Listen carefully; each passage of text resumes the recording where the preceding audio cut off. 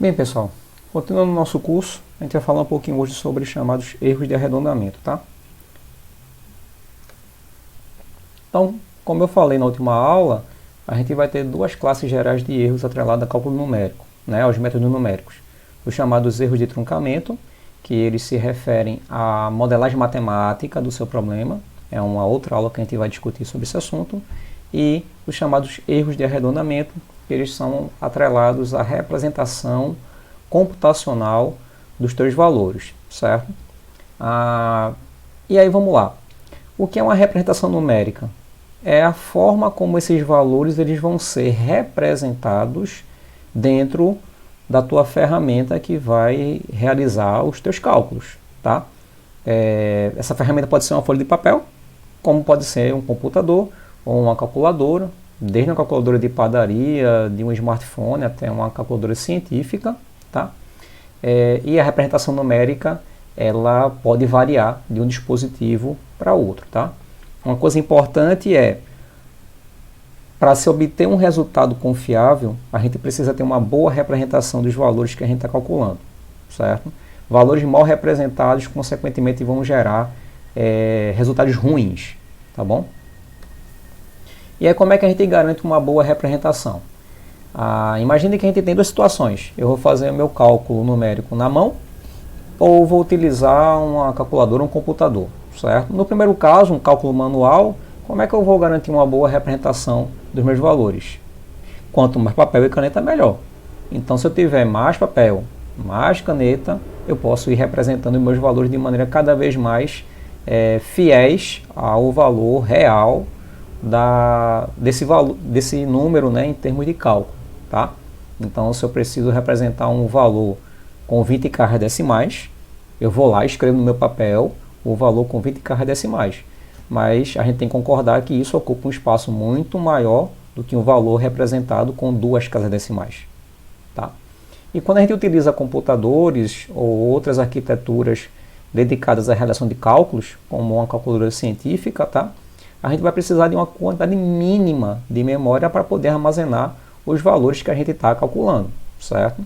Então, em ambos os casos, no mundo real, né, não no mundo utópico, a gente não tem como ter em mãos folhas infinitas de papel ou uma memória infinita de um computador para poder armazenar os valores da melhor forma possível. E aí, qual é a consequência básica disso?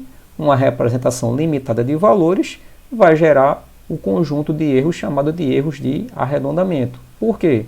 Porque eu vou ter que desconsiderar uma parte desses valores, né, as últimas casas decimais desses valores, dependendo do espaço que eu tenho para poder armazenar, e isso vai gerar uma discrepância entre o valor real que eu quero calcular e o valor que eu consigo armazenar dentro de uma folha de papel ou dentro de um computador, tá? E aí como é que a gente pode entender esse conceito de erro de arredondamento de uma maneira muito mais simples? Quando a gente vai trabalhar desenvolvendo um programa de computador, certo? A primeira coisa que a gente aprende é uma linguagem de programação. E aí, para qualquer linguagem de programação, a gente vai ter alguns formatos básicos de armazenamento de valores numéricos, tá? Dois que são muito conhecidos e bastante utilizados são armazenamento de valores no formato inteiro e no formato de ponto flutuante. No formato inteiro, é esse exemplo que eu tenho aí, tá? Menos 2, menos 1, 0, 1, 2, menos 1000, mais 1000. Então são valores que não possuem, de maneira bem simplória, casas decimais, tá bom? Então esses são os valores inteiros. Qual é o problema? Muitas vezes o nosso cálculo vai gerar valores que possuem determinada quantidade de casas decimais. A gente precisa armazenar esse valor dentro de um espaço de memória e numa representação adequada, que são os valores em ponto flutuante, como por exemplo, menos 2,34, menos 0,55576, 3,14, 15, 12, 34, 56. Logo de cara a gente vê que tem uma diferença gritante entre valores representados como números inteiros e em ponto flutuante. O de ponto flutuante, a gente tem uma gama maior de valores que podem ser armazenados e, dependendo da quantidade de casas decimais, isso vai demandar muito mais memória de computador do que armazenamento na forma de um número inteiro, certo? E aí, de um âmbito geral, né, falando agora especificamente de ponto flutuante, eu acho que é a maneira mais fácil da gente entender esse conceito de erro de arredondamento, como é que a gente representa um número real dentro de um computador? A gente pode simplificar aqui um número real, certo? Ele pode ser representado como uma soma discreta de valores bem comportados. Por exemplo, vamos pegar nosso exemplo aqui. Digamos que eu pego o valor 8 terços. Se eu pego o valor 8 terços, ele vai me dar uma dízima. Vai me dar o valor 2,66666 e assim por diante. Tá? Como é que eu posso representar esse valor na forma de uma soma de valores mais simples? Exatamente é a igualdade que tem aí representada. 2,66666 e assim por diante vai ser igual a quem?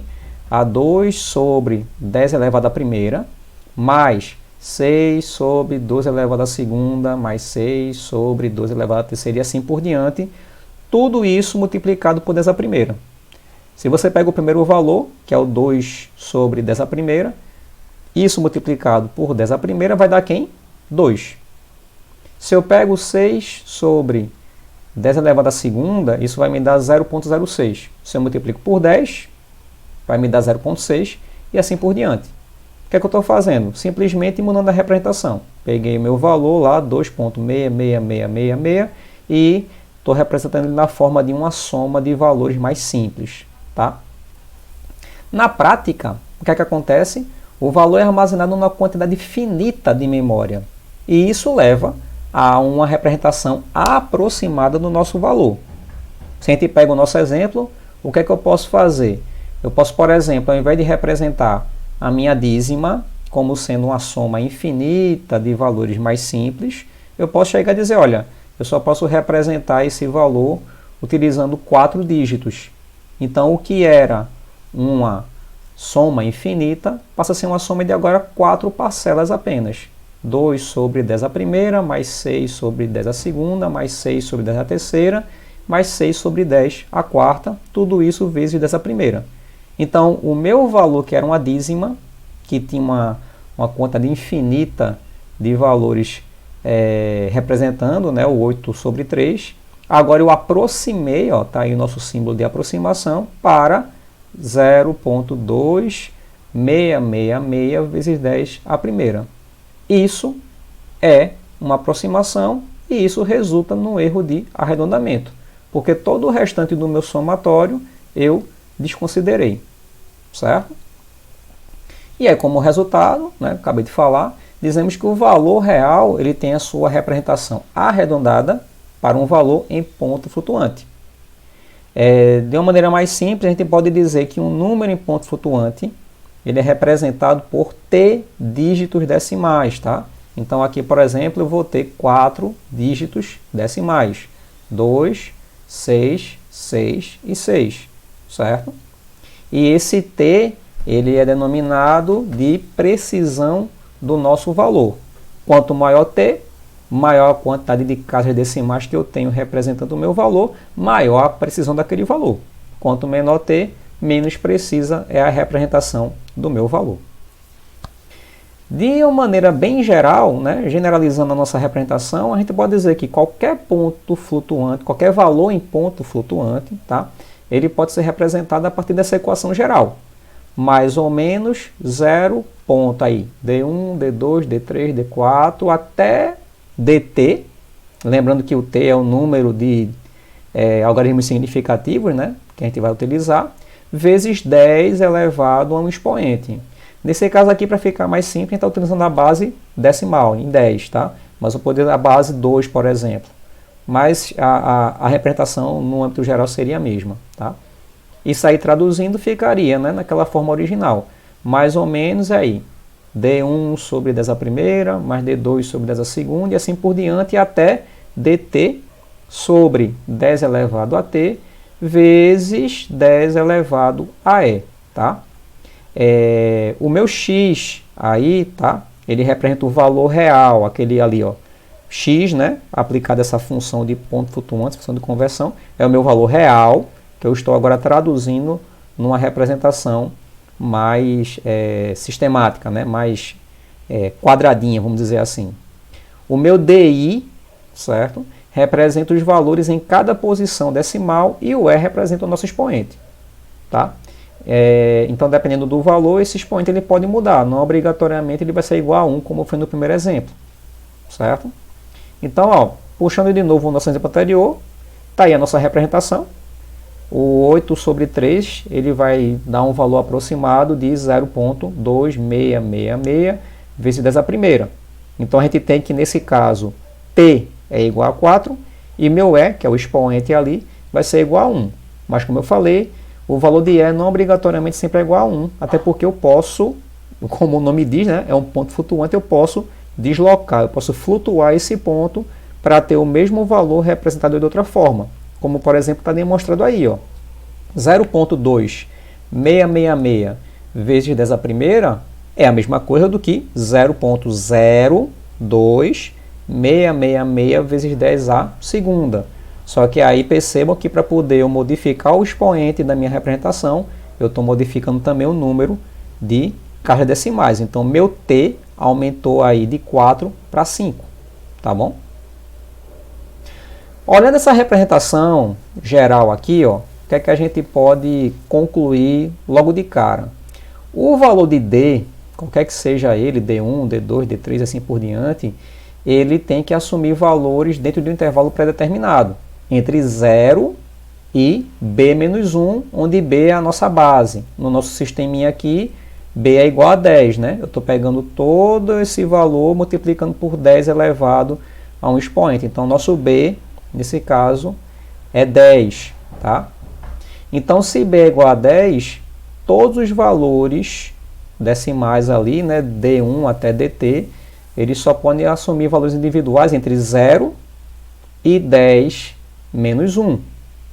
Então, ele só pode assumir valor entre 0 e 9. Tá?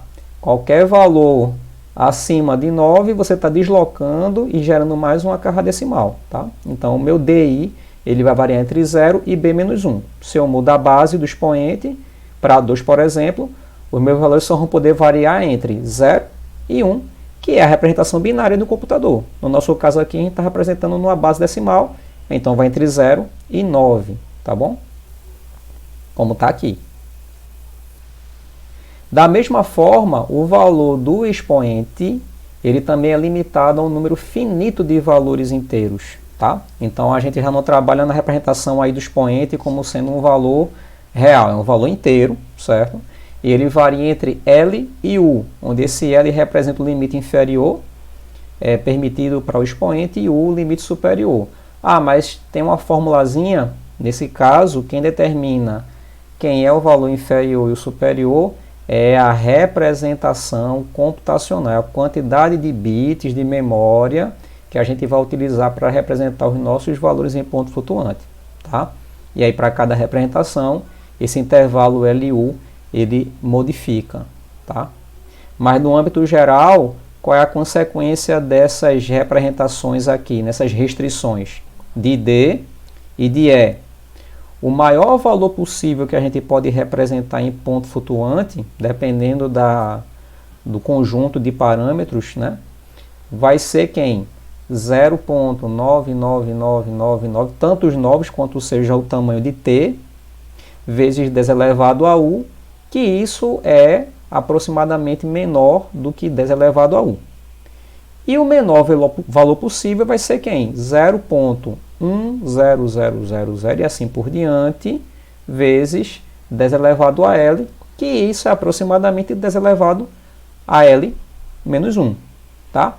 Então, esses são os valores limites que a gente pode representar, dependendo da quantidade de memória que a gente tem para representar nossos valores em ponto flutuante. Tá?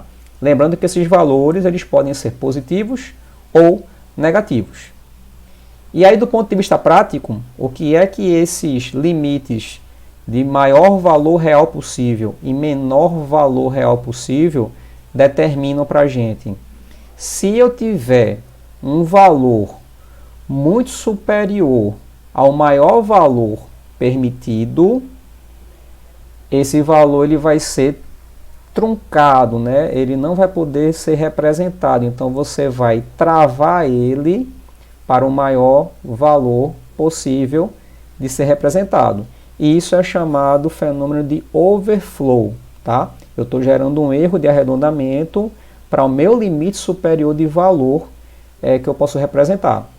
E no caso de um valor muito pequeno tendendo a zero, se ele for um pouquinho maior do que zero, mas eu não consigo representar porque ele está menor do que o menor valor real possível, eu vou gerar um erro de arredondamento chamado de underflow, tá?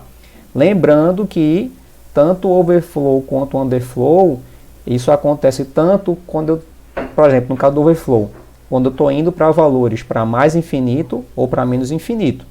E no underflow, quando eu estou indo em direção ao zero, seja vindo por valores positivos ou seja vindo por valores negativos, tá? Aqui fica mais simples de entender. Ó. Aqui nós temos a nossa reta, né, de valores reais, e no caso da gente em ponto flutuante. E aí quando um valor ele supera o meu x máximo positivo ou negativo, eu não consigo representar mais esse valor. Então eu tenho que arredondar ele para x máximo positivo ou negativo. Isso é chamado de overflow. Digamos que a nossa representação fictícia, o maior valor possível representado seja 1 milhão. Então se eu tenho 1 milhão em 1 positivo, ele vai se transformar em 1 milhão na nossa representação. Se eu tiver menos 1 milhão em 1, ele vai virar menos 1 milhão na nossa representação. A mesma coisa para 2 bilhões, 1 trilhão que seja. Como o meu limite fictício é 1 milhão, é o maior valor representado possível, tudo que for acima dele vai virar 1 milhão, seja positivo ou negativo. E a mesma coisa para valores tendendo a zero. Se esse valor que eu estou tendo, né, um valor bem pequenininho, ele é maior do que zero, mas ele é menor do que o x mínimo permitido, automaticamente ele vira o meu x mínimo ou ele vira zero, tá? Dependendo muito também de como se trata essa informação dentro de um programa, por exemplo, tá? O que acontece é que a gente não vai poder representar esse valor na forma que ele é obtido. Então a gente tem aí um erro de underflow, tá bom? E aí como é que a gente evita na prática o erro de underflow e de overflow? A principal forma de a gente evitar esse tipo de erro é aumentando a quantidade de armazenamento para representar um valor, certo? Então, quando a gente trabalha com cálculo numérico, na prática, a gente pode fazer uso de uma representação numérica bem grande. Por exemplo, o pessoal usa muito a representação, o formato I3E de dupla precisão, tá? Onde ele é um formato numérico de armazenamento de dados, né, de números, que ele utiliza 64 bits para representar um valor real. Esse exemplo aí, nessa figurinha, dá para entender bem, tá? Como é que são utilizados esses 64 bits. Um bit é de sinal, para indicar se um número é positivo ou negativo. A gente vai ter aí 11 bits para representar o nosso expoente, certo? Aquele valor inteiro lá, o 10 elevado a E. Então esse E vai ter 11 bits para poder representar ele. E a nossa mantissa, a nossa fração, ela vai ser representada por 52 bits, tá? A princípio parece muita coisa, só que para determinados cálculos isso ainda pode gerar um erro de arredondamento considerável, certo? Numa próxima aula eu vou mostrar um exemplo bem simples de como é que isso pode acontecer e vocês vão entender que mesmo utilizando uma precisão altíssima como essa, né, 64 bits de armazenamento, o erro de arredondamento ele pode acontecer. Mas essa representação diminui bastante esse tipo de erro. E aí, vamos lá.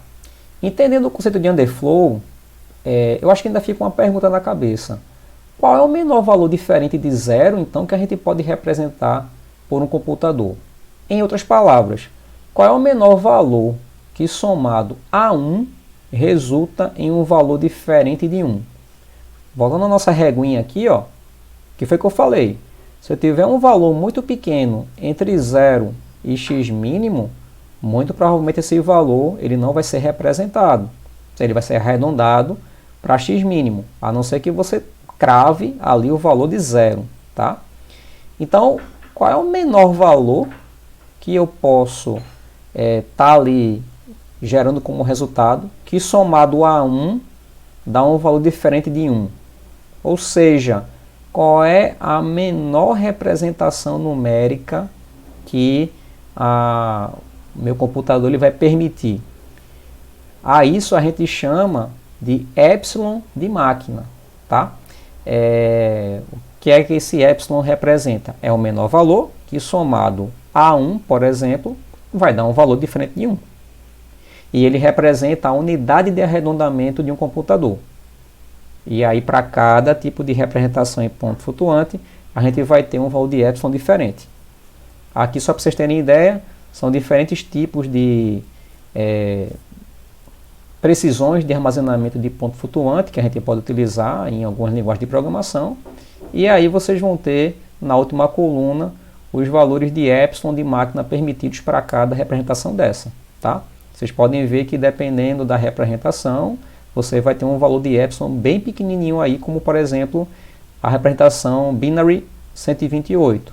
Olha o nosso valor aí de epsilon de máquina.